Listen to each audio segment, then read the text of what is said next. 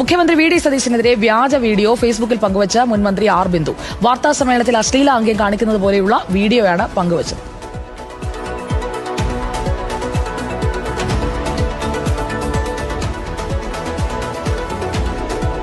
പോസ്റ്റിനെതിരെ വ്യാപക വിമർശനം ഉയർന്നതോടെ R Bindu post ഇപ്പോൾ മുക്കിയിട്ടുണ്ട്. ടിൻഡുദാസ് ജെ നമുക്കൊപ്പം ചേരുകയാണ്. ടിൻഡുദാസ്, ഒരു മന്ത്രിയായിരുന്നയാളല്ലേ, വാഹനങ്ങൾക്ക് മോഡിഫിക്കേഷൻ, ആ വിഷയത്തിൽ ട്രോളൊക്കെ നമ്മൾ കാണുന്നുണ്ട്. പക്ഷേ ഈ ആംഗ്യം അല്പം കടന്നുപോയില്ലേ, കേസാകുമോ?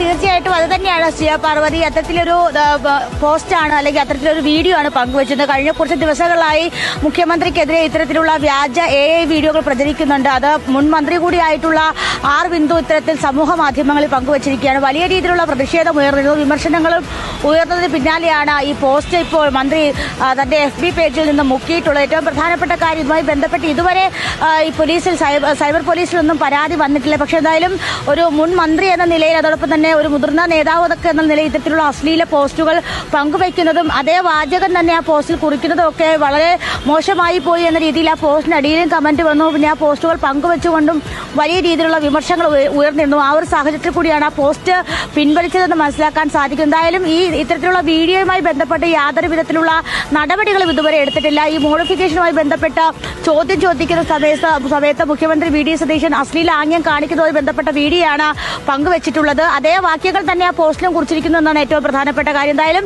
പ്രതിഷേധങ്ങളും വിമർശനങ്ങളും ഒക്കെ ഉയർന്നതോടെ മന്ത്രി ആ പോസ്റ്റ് മുക്കി രക്ഷപ്പെട്ടിട്ടുണ്ട്. ഇനി അതിലും വിദ്യാലയമുള്ള നടപടികളാണ്.